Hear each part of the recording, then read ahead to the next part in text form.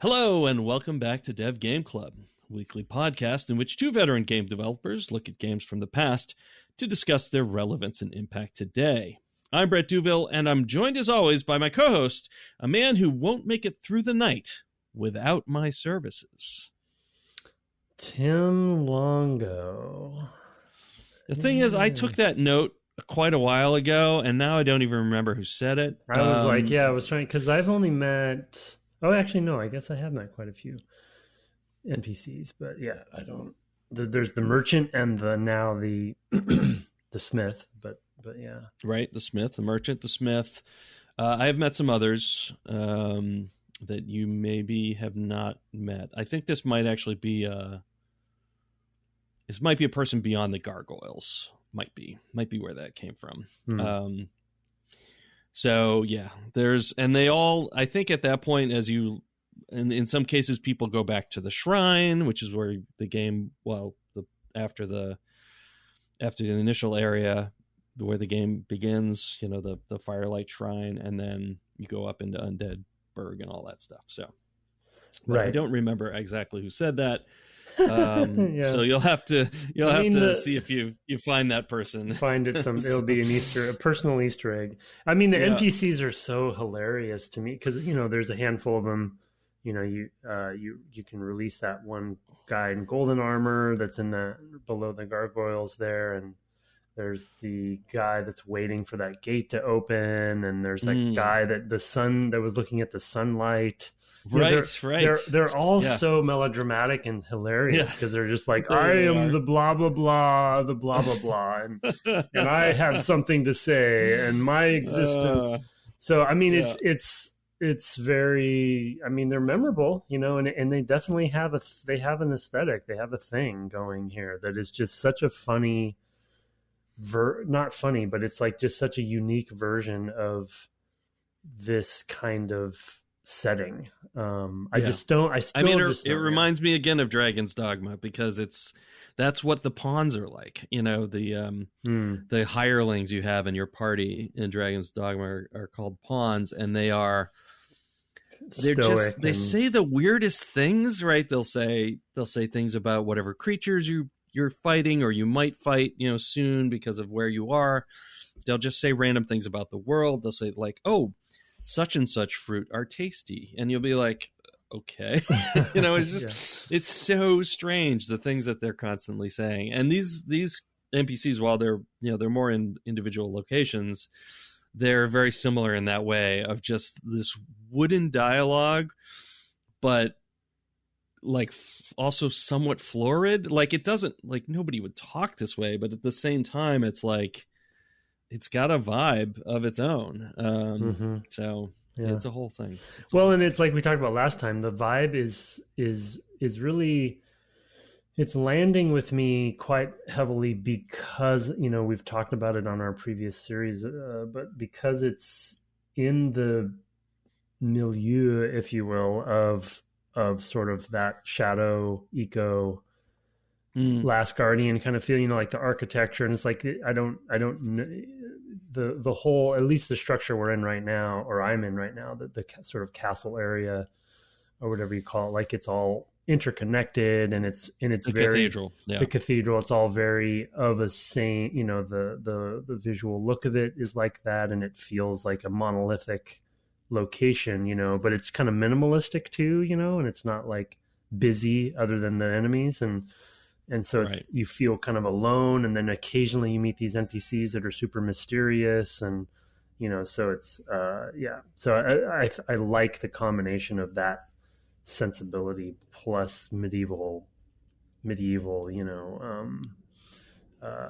fantasy kind of stuff going on. So it's it's a weird mixture. Yeah, that's undead. It's not called it is a cathedral, but it's the Undead Parish, I believe, is the actual location. So what locations have you been to then? Well, so obviously the Burg, the parish. Have you been to the Lower Burg? No, I have a key that's to the basement. Or something, but I'm not even sure where that door is. Yeah. Okay. That's another surprising. There's some surprising world connections that happen as a result of that key. Okay. Yeah. Where I was like, because there were some places, when I was in Undeadburg, basically right up from the starting area, there were places where I was looking around the world and going, well, it looks like I should be able to get there. Yeah. Yeah. And there's a door in Undeadburg that's locked from the other side. Yeah, I remember that one. Yeah, but I it's tried... things like that where I like try to figure out how these things are connected, and I'm just like, whoa, this is really like, how is this all connecting? Okay, so you've been to those the Burg and the Parish, and you said you'd been to Darkroot Garden and Darkroot Basin. I went. I obviously briefly through the garden just to get to the basin, and I kind of was just exploring. Right. So you made to be honest, that U-turn. So, and I just went down there, found a Black Knight, and ran for my life, and then I guess got to the bottom and was fighting some ice creatures, some elementals or rock elementals or something. Oh right, yes, they're sort of crystalline entities. Crystal, actually, more crystal is more appropriate. And I think I died there, and then I didn't continue exploring from there. Okay, yeah. There's an interesting world connection that happens there near there as well. Interesting. And then okay. And beyond them, you can see a dragon. Well, you may have been too focused on them to see it. You mean not the one that's on the not the red bridge. Dragon? Oh. Nope, there's another one beyond the Darkroot. Beyond those crystal, yeah. So where you meet those, see it. No. It actually was breathing in my direction. I mean, it wasn't reaching to where I was, but like I was seeing all these effects in the distance, and I was like, "Whoa, what is over there?" Because it just felt like this mighty wind, as it were, that was blowing from that direction, and I was completely confused. Like, I don't know what that is, but because I couldn't hear any roaring or wow. And then later I went back there before it started blowing, because I was trying to go to the connection point, and I could see this dragon off in the distance. So yeah, that's a whole thing that we're gonna have to get to. Okay, well, I mean, to be honest, when I went through, I actually just kind of ran by because I was, again, just exploring, mainly out of frustration, I think. Ran by that boss that leads to the Darkroot stuff, and I mean, the fact that even exists, like, was not on my radar for this game. Like, I knew about the Blight Lands or something, just because people would always Blight Town, because everyone would talk about it as an infamous place, but I didn't know there was like tree creatures and this whole those tree vegetation. Yeah, so there's an area beyond that where there is there are more of those tree creatures, but they're leveled up, but they have the same art. And boy, when I ran into them thinking, oh, I know how to deal with these, and they were 2 or 3 times as many hit points, I was like, oh no.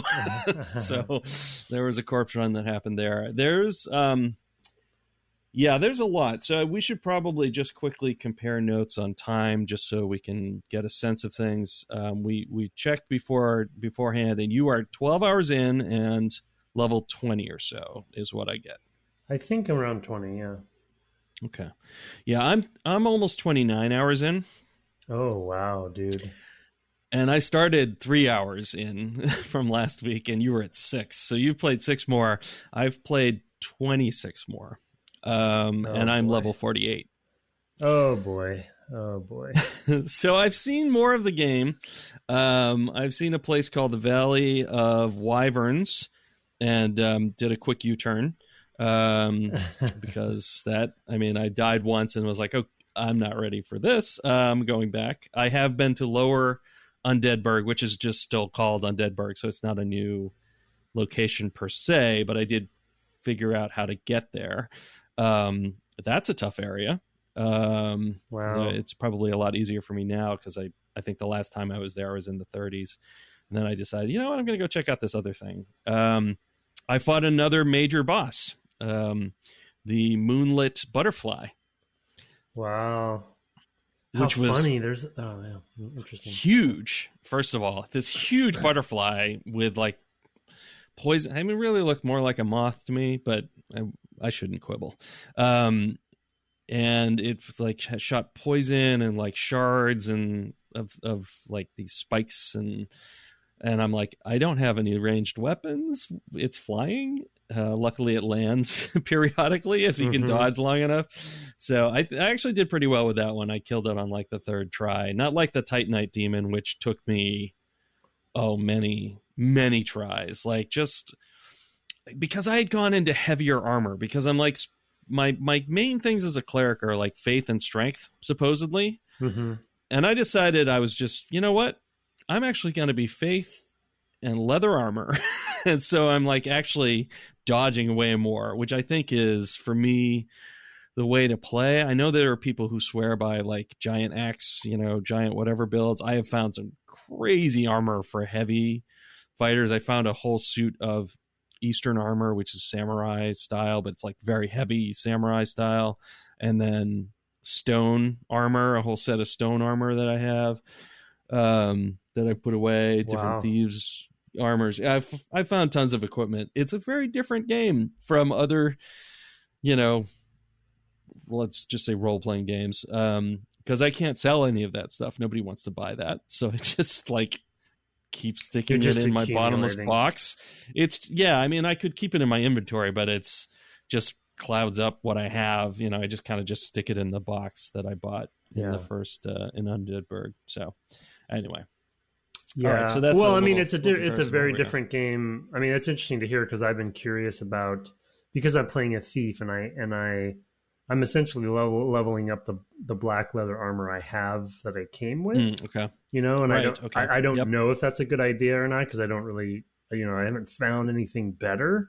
But I'm always hesitant to level up stuff I got early. But I was thinking, well, maybe that's just what this game is. And it's also a game that you can grind, right, and get more, and you can actually buy Titanite from that blacksmith, so you could always like just pay your way, pay your way to it, and level up stuff that you find later if you want. I think actually for you, black leathers are probably fine for, might as well level those up. I leveled up my starting weapon. And I just switched the leathers because they were even slightly lighter than my robes, which doesn't make a lot of sense. But so the weight, my question is sort of, I mean, it just feels like, and this is the weight of what you're carrying doesn't matter. It's just what you're wearing on your armor. Your armor impacts and what you're carrying.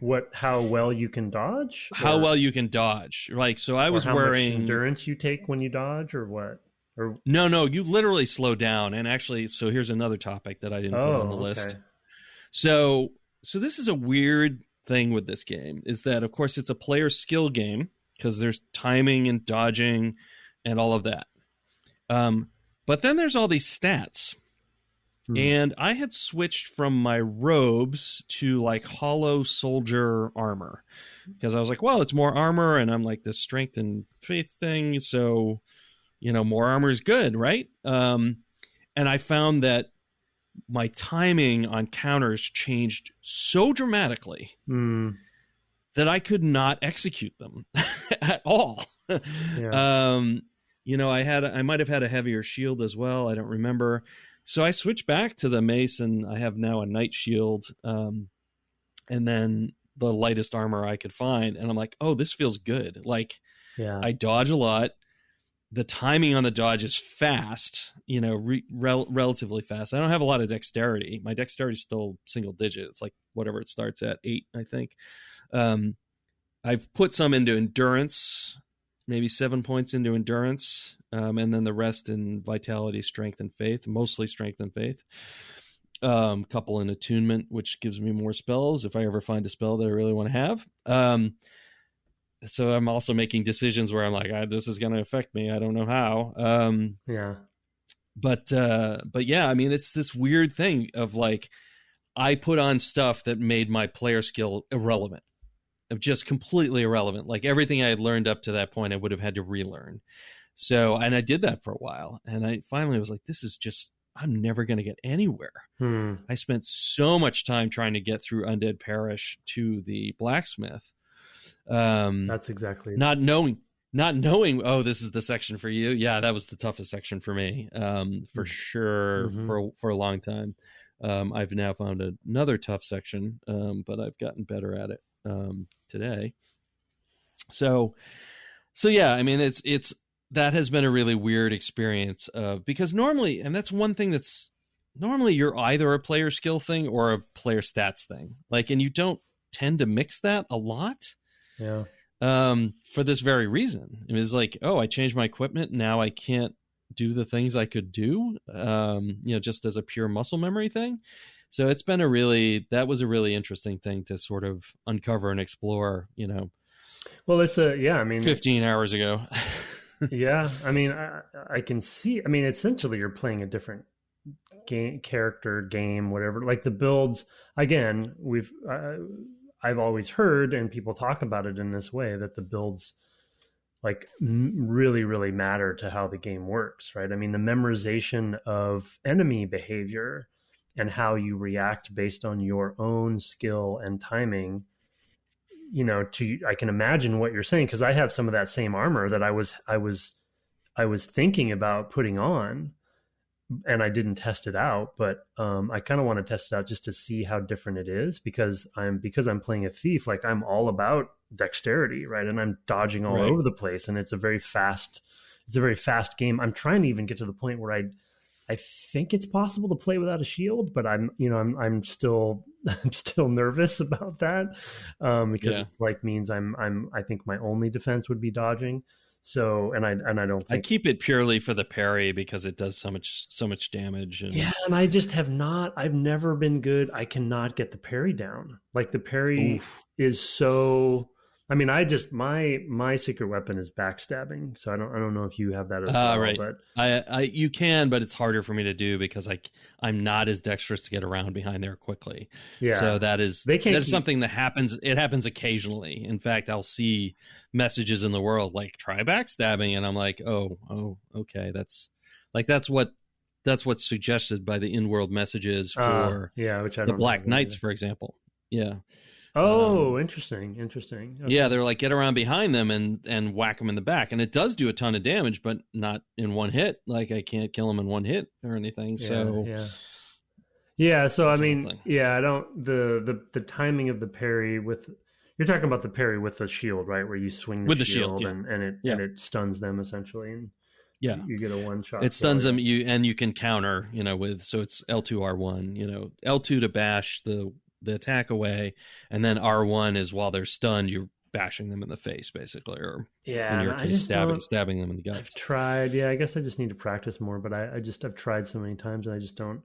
It's like you have to memorize. For me, it's I'm memorizing their attacks as well, of when to press that thing. So it's like with being as nimble as I am, backstabbing is just so much easier, because I just I wait for them to attack. I go around behind, and as they're recovering, they just can't do anything. So, so I don't know. Yeah, that sounds like a totally reasonable approach for you. I mean, one of the things I found is, because the enemies all have different timings, that I will go and be like grinding in an area or trying to explore, but in this cautious way where it's like, okay, I know how to defeat this enemy. Okay, do that. Back off. Okay, where's the next enemy? Slowly explore in. Okay, there's the next enemy. And I'll learn the patterns of these enemies, because, of course, one of these will kill me because I'm just still learning them. And then I'll go back to some area I've done before, and my timing's all off because my brain has now retimed to the new ones I've learned, and so it has been it's been another side of that player skill thing. It's like, well, yeah, but the skill gradation of when to counter on the attacks, like those swordsmen, they have like, I guess they're basically epées maybe, but they're like black armor with red capes. Those guys. The red capes guys. Yeah, the red capes guys were like the most fearsome things I've ever met in a game for a while. and they were brutal. Yeah. And now I just backstab. And now it's like, just backstab. Yeah.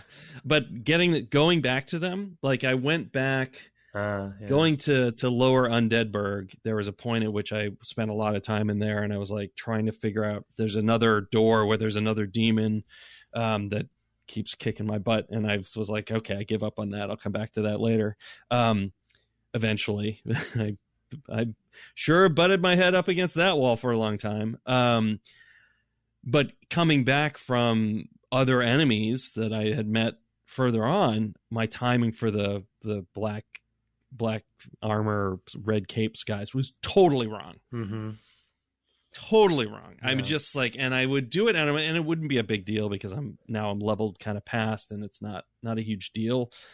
But it's still like they could come and stab you a bunch of times, and Oh yeah, you can get unlucky. Now you're them. trying to get distance, and you're in trouble. So they it's also been stun you pretty. I mean, they're good at stunning you as well, or at least for me, maybe because of my armor. But yeah, it's hard to recover. It's that's a good point. I mean, it kind of not meant to be a segue, but to the bonfire and world, or sort of world structure and respawning of the enemies.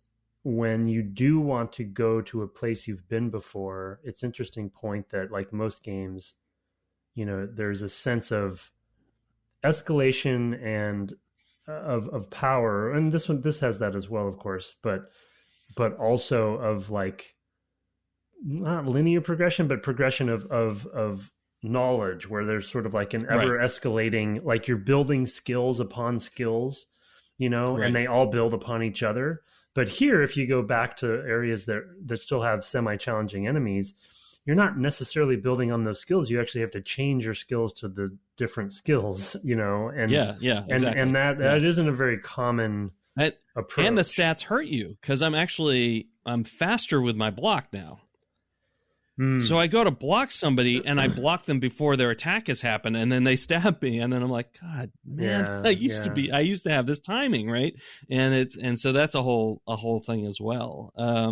It's really interesting that like, now I've spent a lot of time in Darkroot Garden, especially for reasons, and I'm afraid to go back to the undead because I'm just like, I've spent, I don't know, probably the last 10 hours running around the garden and learning some other enemies, those tree things, but some other things. I had actually gone in there, had learned all of those things, had like figured out, okay, I can avoid most of them, got to that boss battle. I was like, oh man, now I've got this boss.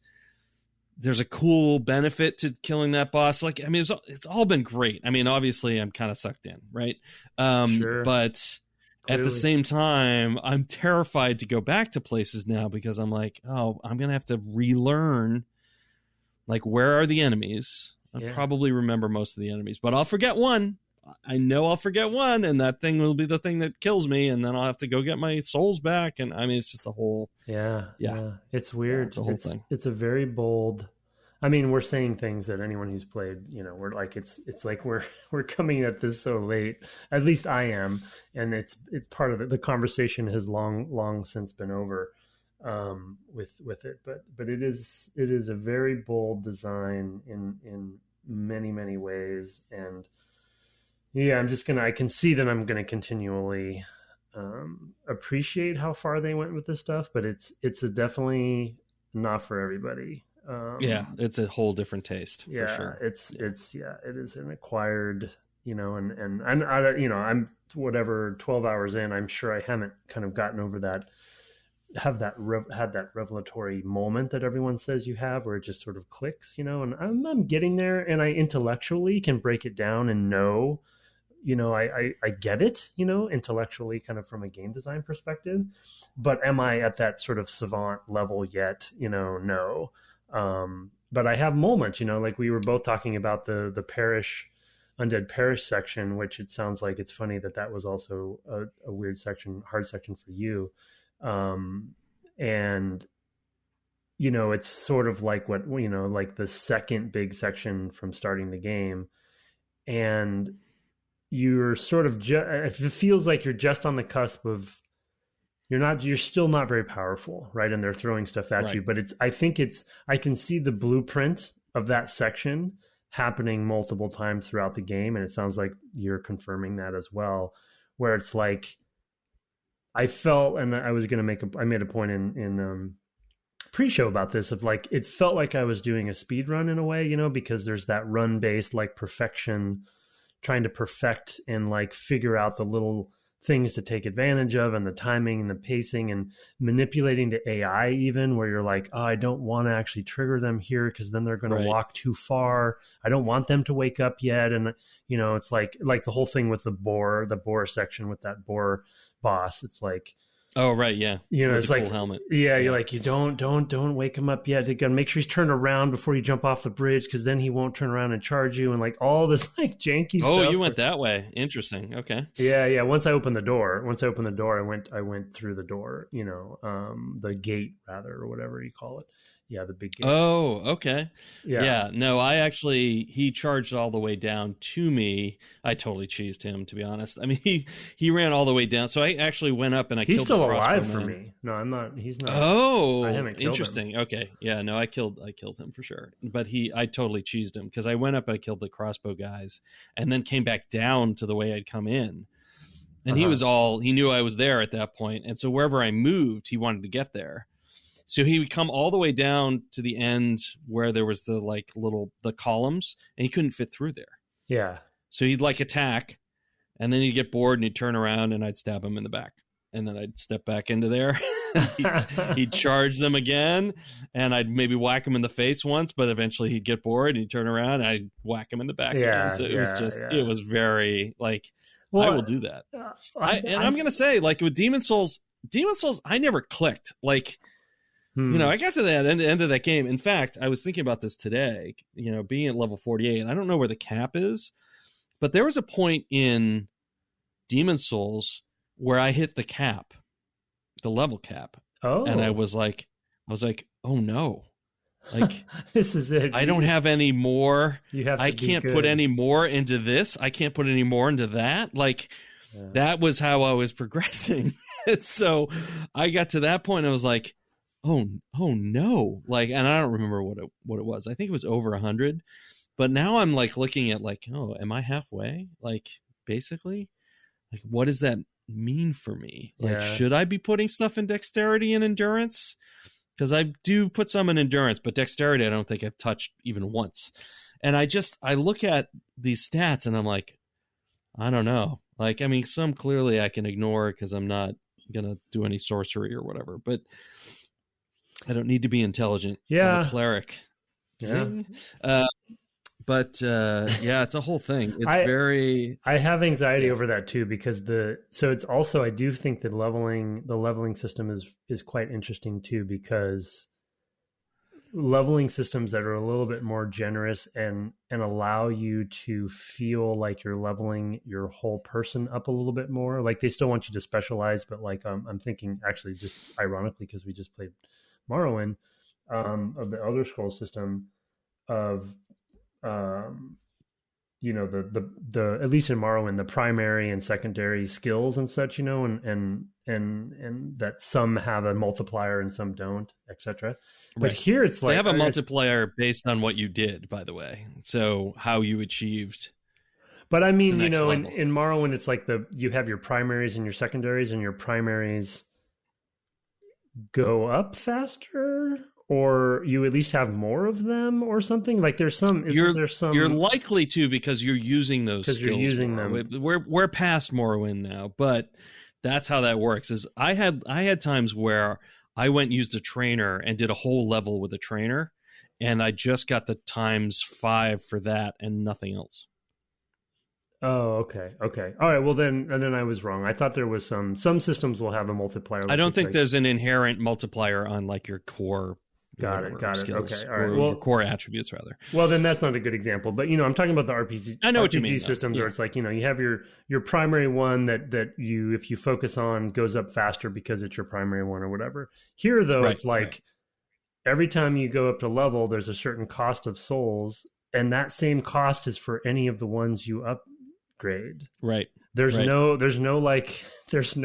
Yeah. So like, you're taking this from 8 to 9, it's the same cost as 38 to 39. Yeah, it's the same cost. You can't take your souls and like divvy them up over, like, it's, you know, a low level upgrade from 9 to 10 versus 10, 20 to 21 or something, cost the same. So it's like, yeah, I'm not going to spend that many souls to get my dexterity, or my some stat I'm not thinking I'm using up by 1. It's like, no, I got to spend that on my main one. But then the anxiety comes in because, whatever, my vitality is way behind. It's like, do I try to get my vitality up now? That's going to be so expensive, because it's starting so low. So it's very, I mean, I get it, and it really. Yeah, I just shifted it to be like the economy is my levels, not my souls. The economy. So it's like 1 for 1. I go up a level, I get 1 point in a thing. It's not, who cares how many souls it cost me to get there? Because at a certain point, like you're probably, I'm trying to think where you are. You're probably getting like 100 souls per thing. I see. So the soul amount is where it balances. It becomes out. less important. I mean, it's up to you. I mean, because you can go back and just like grind forever. Like the amount of souls you get from a thing doesn't change as you level, which is contrary to a lot of experience point systems, right? So in D&D, you get higher level, you get less experience from killing something lower. Here, that changes, and you always get the same number of souls from a kill. So, but it takes more to go from level to level, etc. So there's a point, and it's not, I don't think it's linear either. So, although I haven't actually. So you have to move forward if you want more souls, because you have to get to those enemies. Right.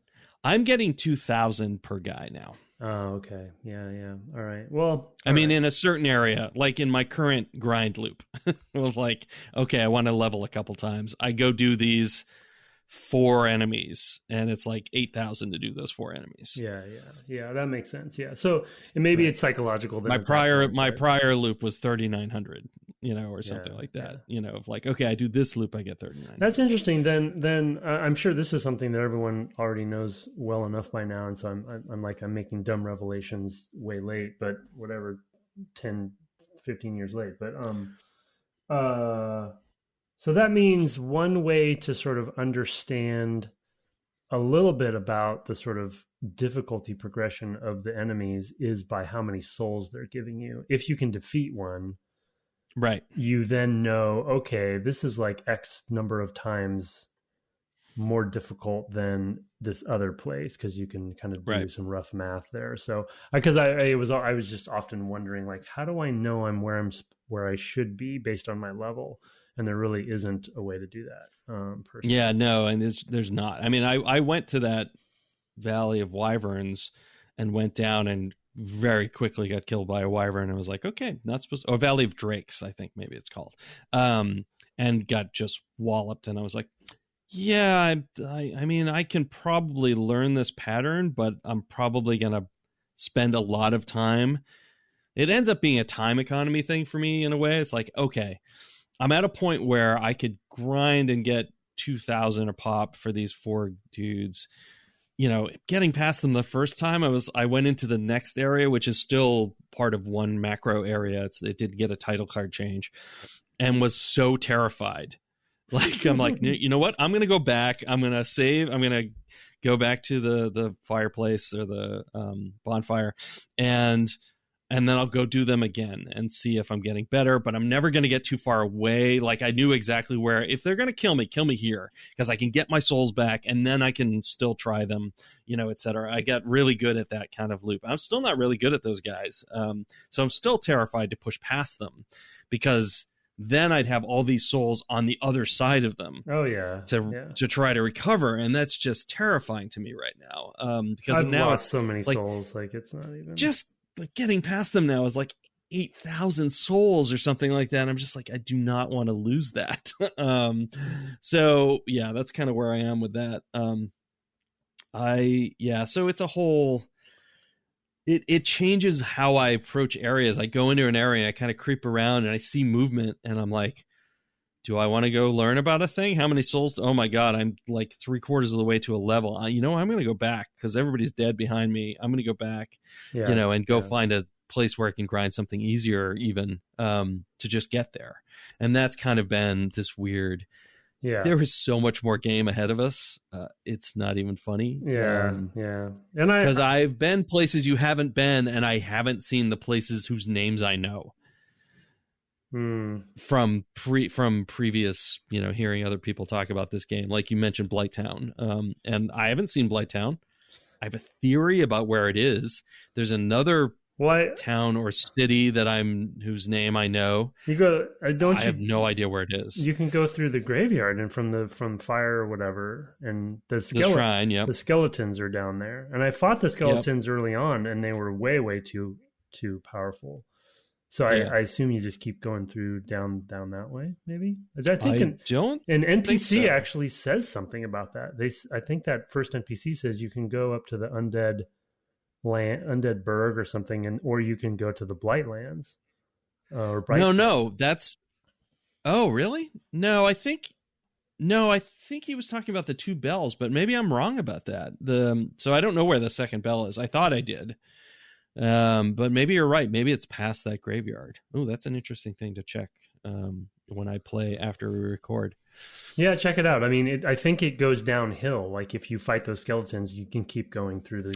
Yeah, I had been thinking it was actually the tower where the Black Knight is at the bottom and the Taurus demon is at the top.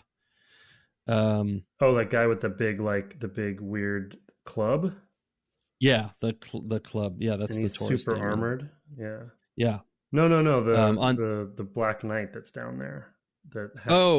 He's got. Yeah, what is that? Yeah, it's like a club. It's like a shillelagh. Yeah, it's like a shillelagh. Yeah, that guy. Yeah, he one-shotted me. But... Yeah, he's killed me so many times I can't even tell you. Yeah, there was a time where I was like, I'm gonna beat this guy. I'm close. I did. There was one time I got really close. I backstabbed him twice, which is hard for me. And I was like, oh, this is the time. And then he wiped me out, and I never even got close again. So I've kind of given up on that guy. I mean, I'll someday, but yeah. Speaking of him, like it is interesting to me that so chipping away at the undead parish. And again, like I said, those guys in red cloaks were like, as soon as I met one of them, I was like, oh man, I don't think I'm going to, this game, I'm over. This is over. This game's over. I can't do it. And, but there's this sense, I made this point in pre-show too, that there's this sense that I didn't anticipate, but now intellectually think back of like, yeah, of course, this is it. This is, I think, one of the things people love about the game. If you're a glutton for punishment is, and I was sort of describing it to Brett as it's an outside of the game progression. And what I mean by that is the game doesn't track your progress. It's all just knowledge. It's all skill and knowledge. And there's this sense of accomplishment and this sense of progress that you're making. Even if you lose all your souls, which I did often, there's this sense of like, oh, I got a little bit further. Oh, I figured out this guy's, because of the respawning, like you have to try, and the run-based structure, you have to try it time and time again, but you're kind of like clawing your way forward, and one, like even just hit, like I'll just use the guys with the red capes as an example, but you can multiply it to any of the examples, I'm sure, even just hitting them in the back or something, doing like a major blow, feels like a huge win. And now I have a new piece of knowledge that the game doesn't track at all. It just is this sense of progression that of like, even though I think one of the things I feel like, because I was listening to another podcast recently about Elden Ring. And, and these are sort of like people who aren't necessarily huge fans of the Souls games, but they kind of inherently get it, but they've deemed themselves not one of those players. They're like, it's like, no, it's just not for me. Like, I don't want to put I get it. It hasn't connected. I get it, but I don't want to put myself through it kind of thing. And I feel like when people talk about it, and I'm not trying to defend one side or the other, I'm just kind of like mulling this over as I'm playing.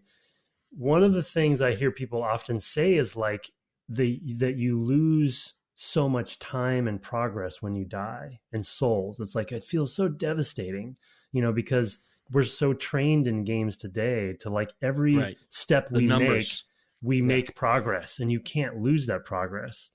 But here it's like the psychological effect of losing progress is profound. It's like, I just spent 3 hours on this section and I don't feel like I'm any closer, but I was because I was getting knowledge. I was like getting a little bit better. I was meeting this guy from a little bit different angle, you know, and it's because it's not tracked for me as somebody who is very trained to want to see that bar just keep going up, the proverbial bars or whatever, or the map uncover.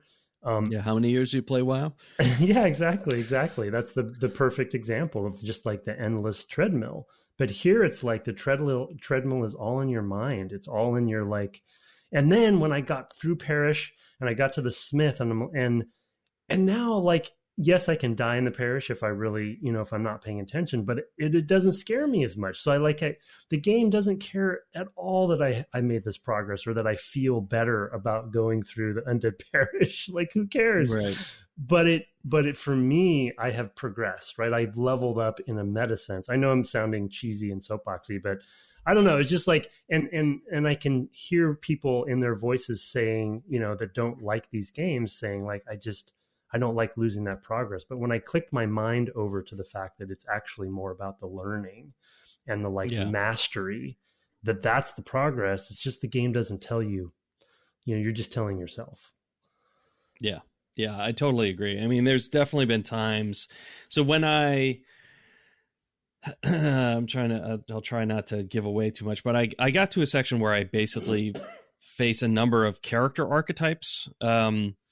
They're kind of in this ghostly form and whatever, but they're basically different character builds that are placed there. And you know, this is an area where I fight them again and again, because often one of them will kill me. And it's like learning how to fight each one. It's almost like training me for the invasions in some ways. It's like, oh, if you meet a cleric, like this is what it's like. Ironically, the cleric was the hardest one for me for a while. Now it's a tie between the thief. And actually, no, it's the thief. Like I can do the other three pretty well, because I'm learning some patience. But the cleric is like timing wise is pretty equal to me, so it's very, because I'm a cleric. So it's like how do I defeat myself? I mean, there's lots of meta commentary in this game about stuff like, oh, the thing that you're collecting is souls, but they're not really that important. Your soul's not really that important. There's this other progress that's going on that's important. You got to regain your humanity, etc., which we should talk about. I don't get any of that stuff. Yeah. So, have you ever kindled the bonfire? No. Every time I do, it says I can't because I'm not hollow or something. Because you're not human. Because you're still hollow. Oh, maybe that's what it says. Yeah, I just gave up on it. Yeah, you need to make yourself human first. This is the one line in the manual that's helpful. Okay. So, if you make yourself human first by consuming humanity, which is a thing you'll pick up that will be dropped. I've used that. I've finally figured out that the number in the upper left is your humanity points. Correct. You can spend those to restore your humanity and then to kindle the bonfire to make it a bigger fire, which means you get more Estus. Oh, crap cakes. When I finally made this, like, I did this without the manual, and then later I was like, is any of this in, like, because there's something else I was trying to look up in the manual. I don't even remember now, but yeah, but then there's a further step to being human that's helpful, which you might want to know with the gargoyles. So you need to be human to kindle the flames to get more Estus. You get double. You get 10. I had 10 at one point, but I couldn't remember. I couldn't remember how I got 10. You can find them. It's rare to find them, but you can find them. So it was some state. It was early in the game where they were teaching me something, and it might have been the first. It might be the first. The first fire might be pre-kindled. So it might be a little. So because there's that dude there, who's human. Yeah. So maybe that. Yeah. But I don't remember. I haven't been back there in so long. I honestly have no idea.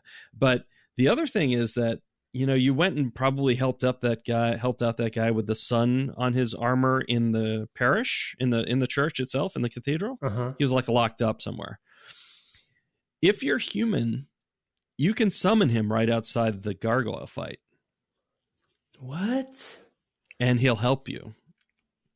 If you're human, so you're gonna. You go up those two ladders to get out onto the rooftop. Oh, okay. If you're human, there's a mark on the floor. Now, I hope that can't be a network thing. So I went to that, and that guy was summoned there. And he joins you. And he joins you, and he's hugely helpful. Like when I almost beat it. I rolled off the roof. I was backing away from the thing, and I ran out of space. I didn't realize, like, because you can't see far, especially on an incline. So I just like rolled right off the roof. But I would have defeated it the first time with his help. Not the first time I had seen it, but the first time I went in with his help, I would have defeated it the first time. I was already pretty close. I was just getting some room so I could drink an Estus, and I was like, oh, I'm going to get this thing. And I rolled right off the roof, and I laughed. I was like, that was hilarious. It's good, it's really, some of the moments are really funny. You cut off its tail, I presume? No. I've only attempted a few times, but then a second gargoyle pops up, and so that's when I stopped. Yeah, the second gargoyle is tough, but again, the other guy helps a lot. Because he's higher level than you, effectively, right? So he's drawing most of their attacks. It's almost easy. Yeah, interesting. So the reason that I can summon him is because I unlocked his. I let him out, or right? You let him out. Yeah, you because this was a different guy than the guy that was looking at the sun. And no, that guy's still there. He's still over there gazing at the sun, like a certain orange-faced ex-official of the United States government. Is that That was an Eclipse reference, yes. He's still off there gazing off into the middle distance. How being self-important. But the actual important guy is the one that you rescue, and he's like, "Oh, I'll help you later," basically, and that's how he'll help you later, but only if you're human. So weird. So why do you? So I guess you kind of all. So when do you stop being? So when you die, you stop being human. When you die, you become undead again. Yeah. And then you can't kindle until you have a human. Well, the kindling on any individual bonfire stays. So if you were to kindle the bonfire, you don't. So that one bonfire will stay kindled forever, and whatever your personal status is, you'll always get 10 Estus flasks from it. And then this is huge. Yeah, it's a big differentiator. I was curious to see if you find it. It probably took me 15 hours before I tried it. Honestly, I don't know. Who knows? Well, but, I didn't. The last week's a blur. I didn't put two and two together as far as I just hadn't tried again since. Because the description. Well, there's also there is this one line in the manual, which is like, if you're human, you can kindle the fire or something like that. It basically tells you. But it's one line amid a sea of useless information. But I'm not. But I have a humanity point or two, but I don't think I'm human yet. You know what I'm saying? So it's you're not, right? So you have to restore your humanity at the bonfire and then kindle the bonfire. Why do they let you have more than one point then? What's that's the 2 steps. That's why you can use the humanity as a healing agent, which I've been doing. Oh, you maybe want to back off of that. And they're way more valuable to kindle. Clearly, yeah. I had a lot of them. So I probably the rats. Humorously enough, rats drop humanity. Yeah, totally. It's so funny. Yeah. Oh my god. Makes me laugh every time. Interesting. Yeah. Okay. Yeah. Well, that's huge. I knew there was something about you had to turn human. I just had punted on it because the message you get when you try it wasn't clear enough. So and I haven't read any manuals, but so it's interesting now that I've been going through that whole section with fewer Estus flasks. That's going to make a difference. Well, that's good. It totally helps. It's very helpful. Later on, there's been fights where I'm like, okay, I know, I fight this sorcerer, is one of these ghostly characters, and I fight him multiple times, and I know, there are gaps, the way he attacks, I can get some range and actually get some cover. And that's when I can use an Estus flask, because I might even be able to. I have a spell, right? I can cast a spell to do that as well. I might even have time for that to cast my healing. But the big thing is I know I can get to this place. I can put this between me and him, like a tree, literally, and he'll fire at me because the AI is what the AI is, and it'll just fire at me, and it's like, okay, I'm cool here. Now I can stop taking Estus. And if I've got lots of them, it makes me a lot more comfortable in that fight. Even if after it, I'm like, you know what? I don't have enough to go do the next thing that I want to do. I'll just go back and I'll start it over again. I still got the 2,000 souls from that one guy. Yeah, this is the line.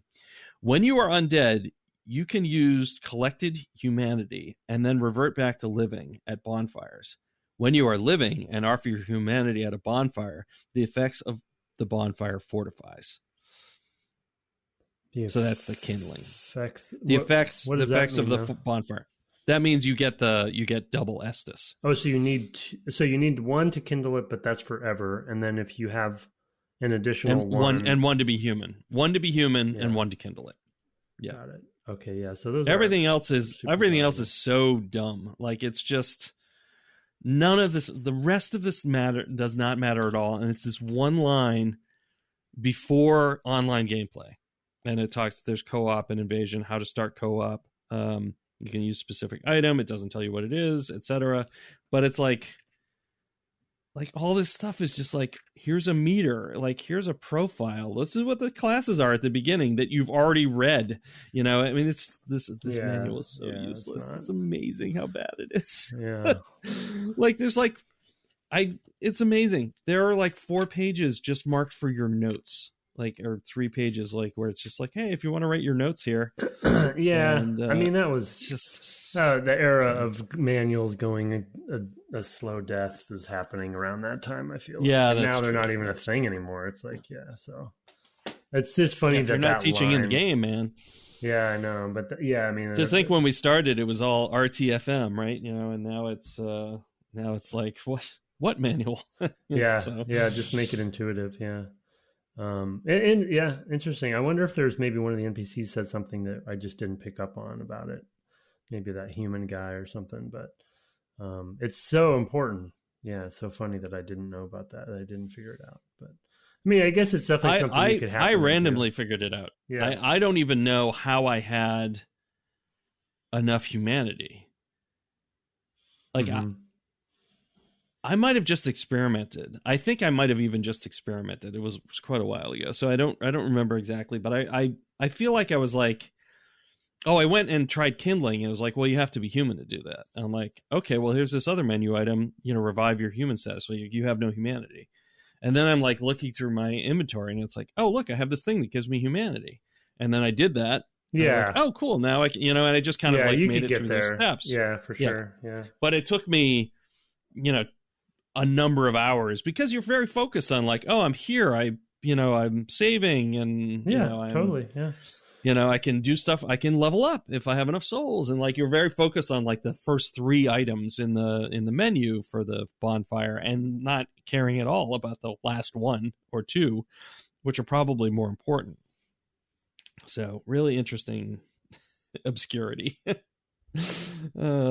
Technically, it's in the manual, I guess, if you read that to the last line of the World of Demons. Yeah, it's just, it's super bizarre because the whole rest of that page is useless information. Like, it's all stuff that's presented in the game. And like, oh, there's an open world? Really? I mean, it's just like, there's a whole section. There's like 2 paragraphs about the open world and 1 tiny little sentence that's a little bit obscure, even in the manual, that explains about the kindling. It's its whole thing. It wants you to discover these things and feel like you're uncovering secrets, in your play.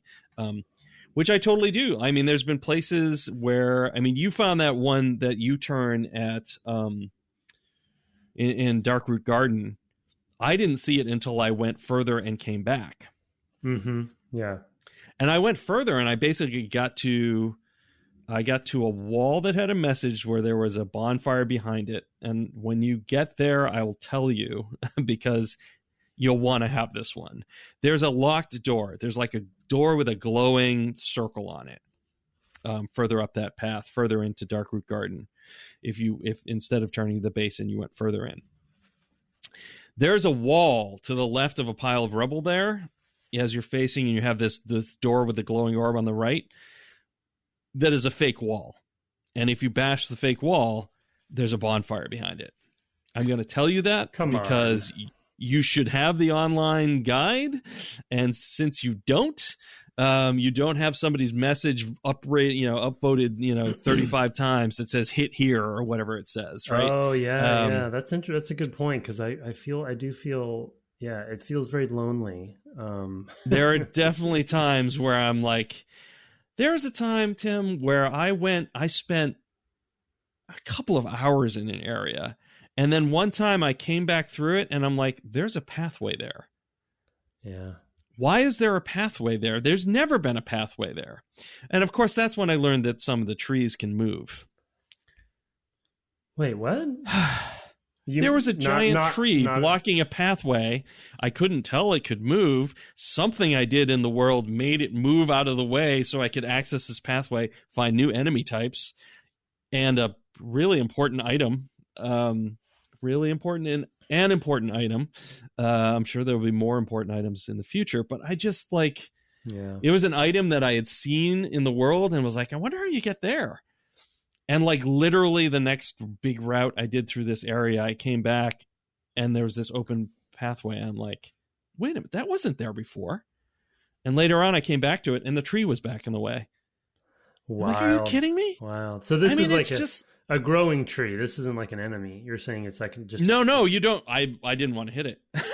I have no idea because I came to the other end and there was another tree and it was moving a lot faster. And it's like, that was what made me understand that there had been a tree on the other end that had moved out of the way. It was like, oh, here's another one that's moving, obviously quickly. Like if you look at the first one, you can tell it's moving, but it's not like, it's not moving out of position. It's just like its roots are writhing and like the leaves on its trunk, the ivy basically is moving a little bit. Right. So I didn't think of it as even a living thing, I mean, a movable thing. Of course it's a living thing. It's a tree, but I meant mobile, and coming back around to that and being like, wait, there's a path right there. And then there was a message there besides. And I'm like, that message wasn't there before. I almost think those are placed by the team in some cases because it's like there's critical. They want you to notice this thing, and it's not always the community. I bet. I mean, but in that case, I've not seen any. I mean, I have no. Not since the tutorial. So you maybe, I don't know. Oh boy, that's tough. That's tough to imagine playing that way. I mean, I don't feel like I've gained tons of stuff from that, but there have been passageways that I could not see. And then there was a mark on the ground and it's like path here. And I'm like, what are you talking? Oh, what? It's like you remember the movie Labyrinth? And there's a point where she's looking at this wall and she's like, there's nowhere to go. And it's like a trompe l'oeil where she can, if she just steps forward 2 feet, she's actually stepped into another passageway. Yeah. But the way the rocks are, she can't tell that there's a path there. Yeah. And so she has to it's the whole same thing. It's like, I literally looked at this space, walked by it probably 6 times. And then one time as I'm walking by it, I'm just like, oh my God, there's a path. There's a path right there. And I've not seen it 6 times walking through here. Yeah. And it's so wild, in that one, that in those cases, they were not marked. There's other ones I don't want to give away because the moment of discovering them is just like, oh, wow, there's a whole nother thing down here, or whatever. And that is so good. So I don't want to deprive you of that. But I will say that bonfire being hidden behind a wall is bullshit. So, pardon my. Now I have to bleep. Gosh darn it! More work for the producer.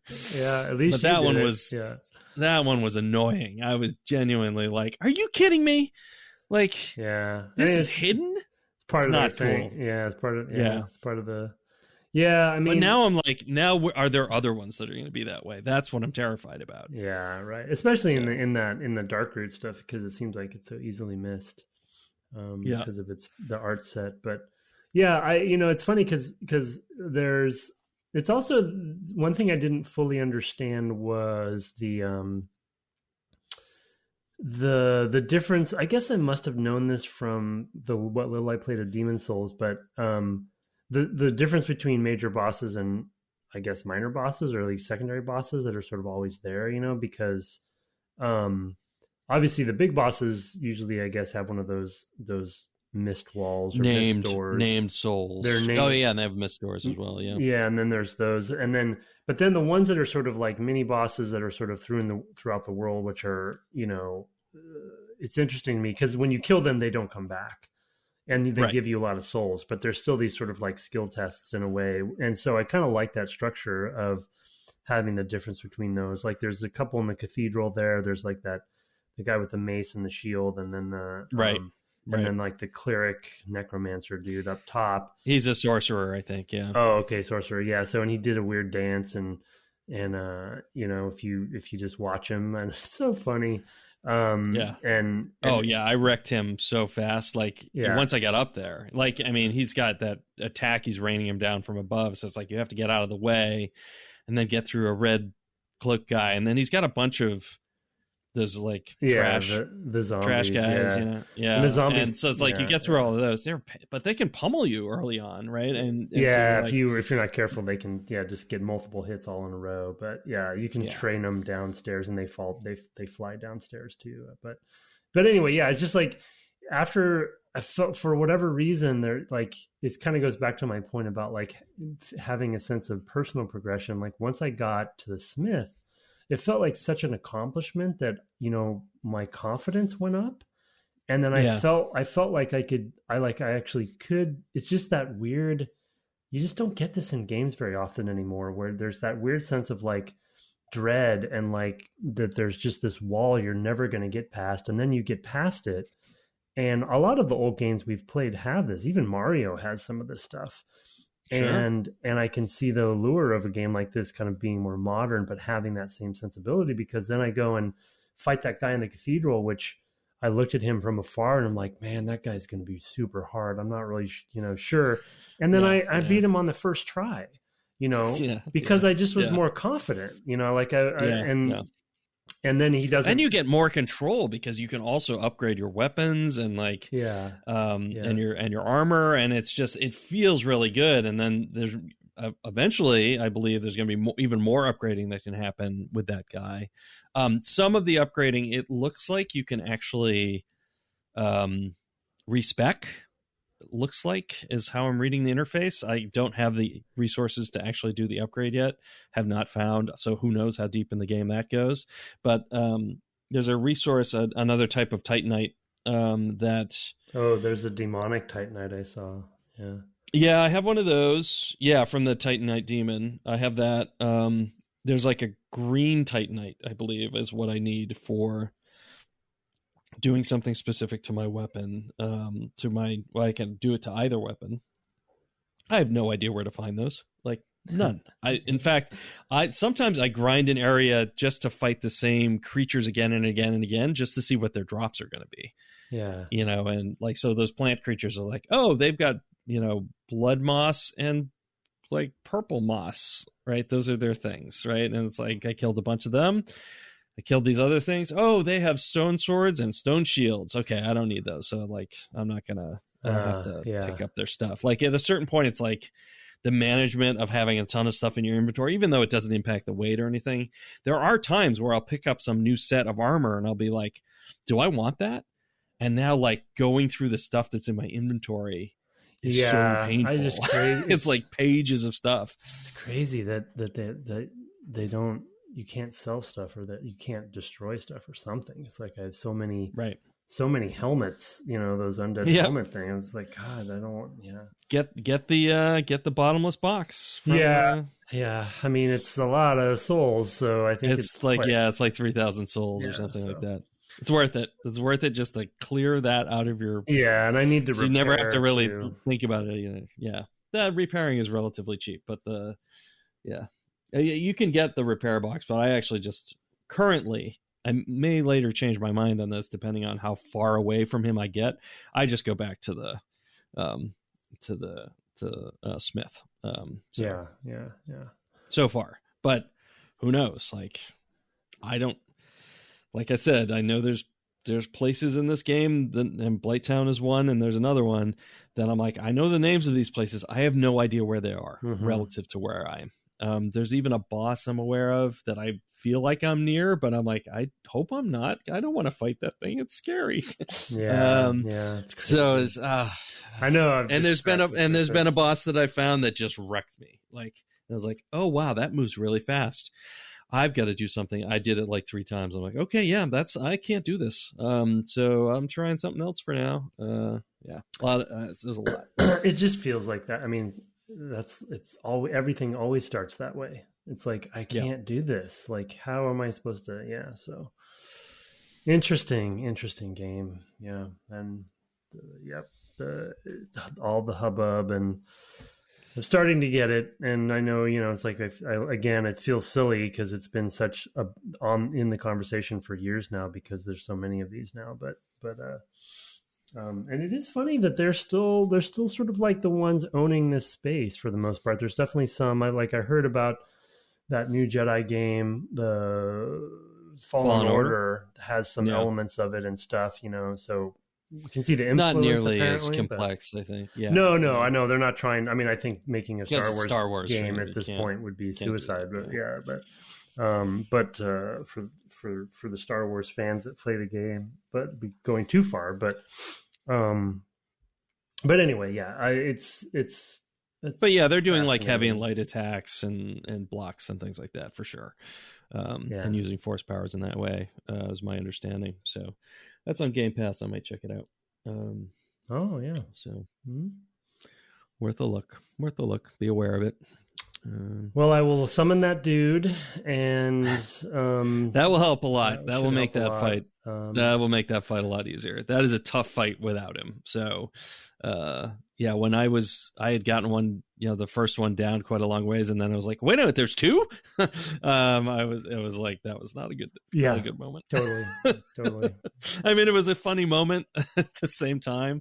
It actually showed up in Triple Click recently. They did a boss taxonomy, and one of them was like, it's the boss, but there's 2 bosses, and it was like, it was exactly this fight is like the second thing that's the same thing shows up, and you're like, oh no, yeah, I got to deal with 2 of them. And it's you don't see it a ton in games, but occasionally you'll run into something where sometimes they split or whatever, and one's one color, one's another color. I mean, there's various variations on the thing. One has one weakness, one has another weakness, those sorts of things. But this was it was a great moment to be like, whoa, wait a minute. And then like trying to find my way around the 2 of them and dodge 2 of them. This was never going to happen. So that was a quickly ended run at that point. The moment of surprise, was almost like a joke. Like, you thought it was this, didn't you? You're getting the hang of this. Like right when you got him down to like 60% gone, here's another one. And you're like, jeez. Yeah. Designers. I really, I think this is the kind of game that after we finish it or after we stop playing or whatever, however far I get, this is the kind of game where I'd like to go online and watch masters play, just to see like how good somebody can get at a game like this, where it just becomes like second nature kind of gameplay. The same way you watch like, somebody who's good at a shooter or something, who's like getting those headshots. Or Dishonored. There's some crazy high chaos Dishonored players, who just go in there guns blazing and use all the tools and just, ducking under things and sliding under things. I mean, I've watched some things in Dishonored, that I was like, how does a person learn to do this? Yeah, it's pretty neat.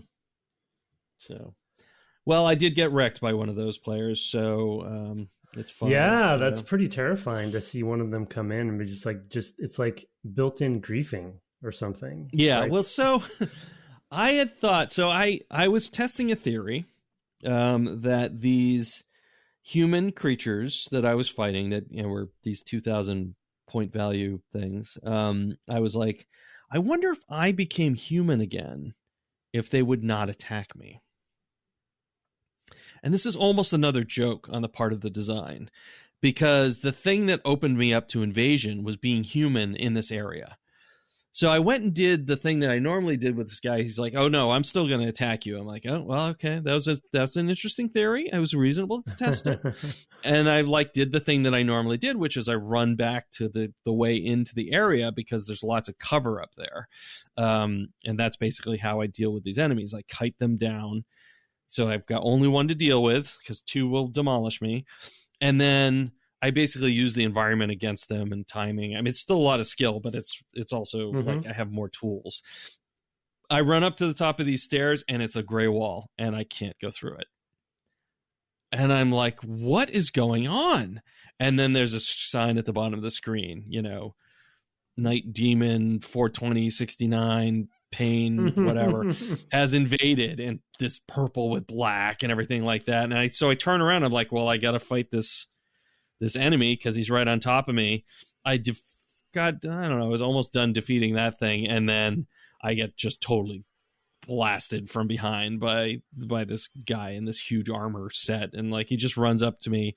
All I see is this blur as he cuts me in half, and I'm like, okay, I hope that was good for you, because I didn't even see you coming really, and then I was dead.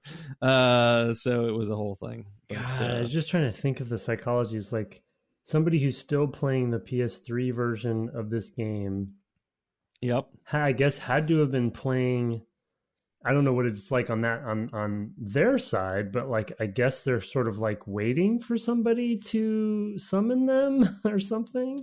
I I didn't summon them, but I think basically they can go and I don't remember how this works. I guess I never. There's an item actually, right? I know I have. There's an item that lets you invade. Yeah. So they maybe just were they use that, and then the server tells them when they have a victim or something. Oh yeah, that's what it is. I think it basically, you get put in the queue, and then eventually it'll say you can invade. Yeah, I've seen this actually in videos. There you go. You can invade such and such, and you say yes, I'll invade now, and you go to that person's world. There's a whole separate thing with the invasions and stuff like that. I mean, there's some great videos from this game where people will dress as a statue, on some some walkway somewhere, and they'll stand in the position where a statue would be, and the invader will just run by them back and forth, back and forth, back and forth. Where I know he's here somewhere. Where is he? And they can't see it because, even though they should know the game really well at this point, they don't notice a fourth statue. And I actually saw one for Elden Ring. I don't know. Last week sometime. There's been some funny ones for that. Yeah, I mean, I haven't watched them, but there seems like a lot of reports on that. Yeah.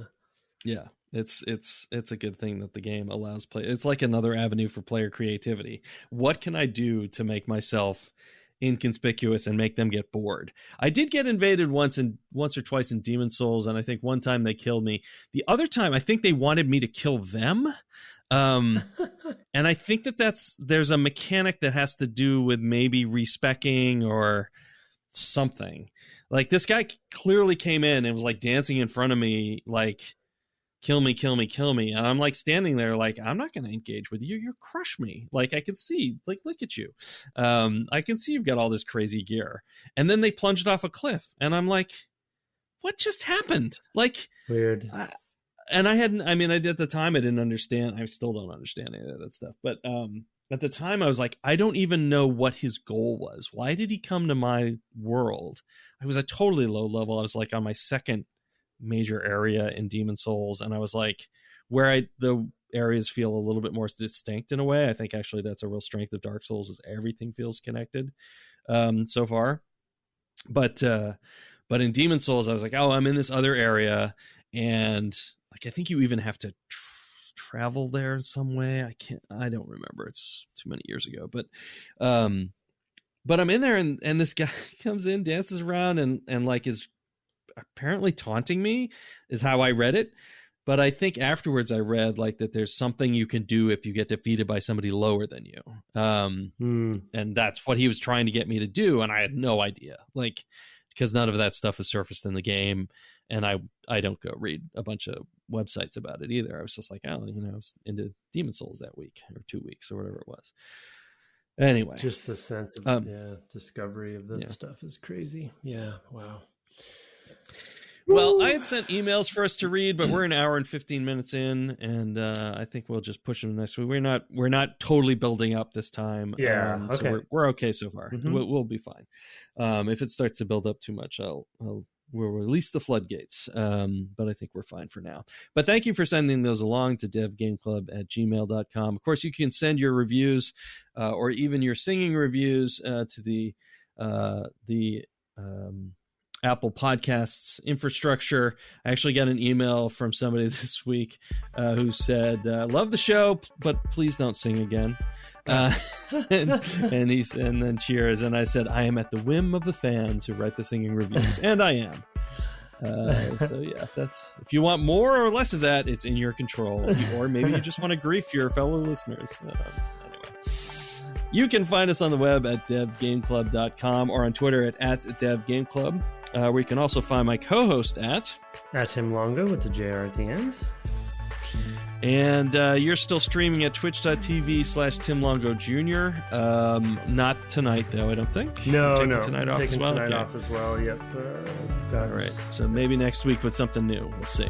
Yep. It dawned on me. I was thinking about Bloodborne, but I'm second guessing that still. And actually, it's maybe a bad idea because of your skills you're learning with one. And yeah, totally I'm not mess sure. Yourself up. Like playing with the same time is a good idea. But I think the other thing that dawned on me is that I really need to stream on PC for it to be effective for me to do it. I don't want to have to figure out streaming from another device, and I don't think capture card and all that. Bloodborne isn't available on PC. Is it? Yeah, it's PS4 only. Yeah. So right. That makes sense. So something else. I'm not sure yet, but maybe someday I'll help you out with that.